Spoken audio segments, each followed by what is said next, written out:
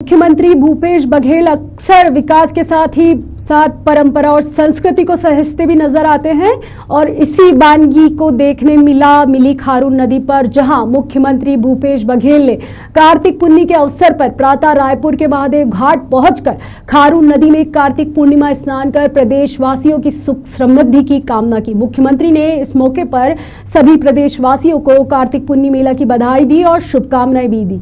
देखिए हमारी खास रिपोर्ट कार्तिक पूर्णिमा पर सीएम भूपेश बघेल को आस्था की डुबकी लगाते हुए।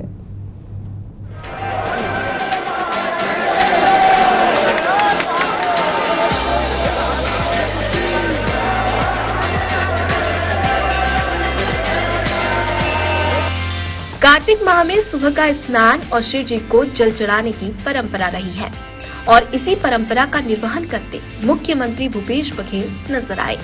जहां सीएम भूपेश बघेल ने आज कार्तिक पूर्णिमा के अवसर पर प्रातः रायपुर के महादेव घाट पहुंचकर खारून नदी में कार्तिक पूर्णिमा स्नान कर प्रदेशवासियों की सुख समृद्धि की कामना की। मुख्यमंत्री ने इस मौके पर सभी प्रदेशवासियों को कार्तिक पूर्णिमा मेला की बधाई और शुभकामनाएं दी। इस अवसर पर उन्होंने कहा कि हमारे यहाँ धार्मिक, सांस्कृतिक और सामाजिक परंपरा का निर्वहन किया जाता है। पूर्णिमा मेला के अवसर पर यहाँ आसपास के सभी गांव के लोग आते हैं। पूर्णिमा मेला हमारी प्राचीन परंपरा है। हमारे छत्तीसगढ़ के गांव शहरों की परंपरा का हिस्सा है। कार्तिक माह में सुबह का स्नान और शिव जी पर जल चढ़ाने की परंपरा रही है। आज से गांवों के घाटों में मेले का आयोजन शुरू हो जाता है। इस दौरान मुख्यमंत्री भूपेश बघेल ने कहा कि आज प्रकाश पर्व का शुभ दिन भी है। गुरु नानक जी की जयंती है, जिनका छत्तीसगढ़ से पुराना नाता रहा है।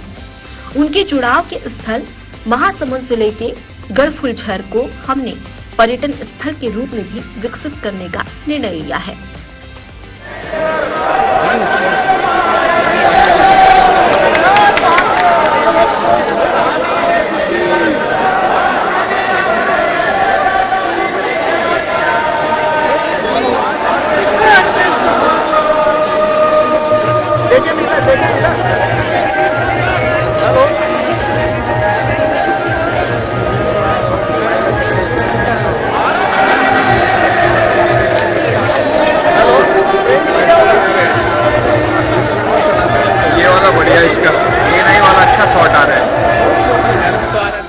इस दौरान मुख्यमंत्री भूपेश बघेल ने परंपरा और संस्कृति की बात के साथ विकास की भी बात कही।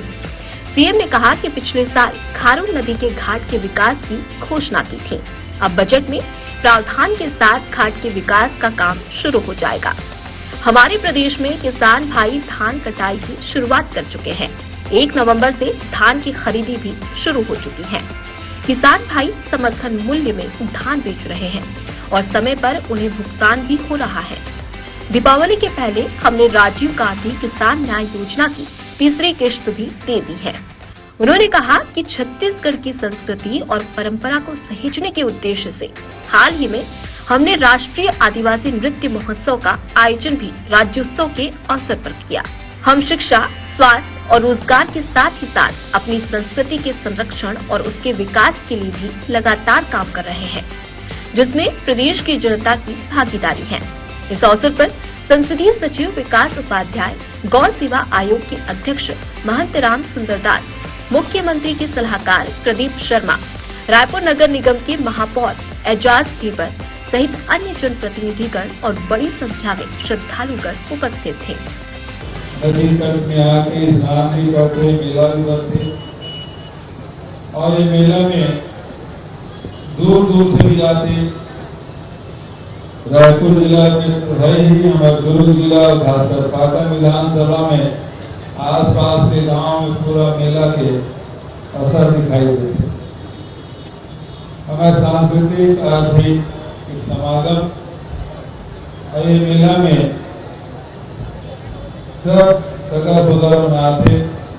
हमारे जगह तो अमलेश्वर है, मगरगटा है, भोपली है, दी है, आसपास के जनता गांव है। लेकिन घर वालों में तो आज मेला भी आए नहीं सके। गाँव की सगम लगता है उनके भोजन, पानी, चाय, नाश्ता व्यवस्था करत करत के माई लगी उनके दिन और रात पार जब सगा मन झड़ जाते तो दूसरा दिन फिर बासी मेला में आते। तो ऐसे मेला दूसरे दिन तक चलते और में सब शामिल होता। हमारे यहाँ धार्मिक परंपरा, सांस्कृतिक परंपरा, सामाजिक परंपरा के निर्वहन करता। आज गोधन न्याय योजना के 55वीं किस्त गृह जारी करोड़ लगभग 5 करोड़ 35 लाख के आसपास की राशि थे।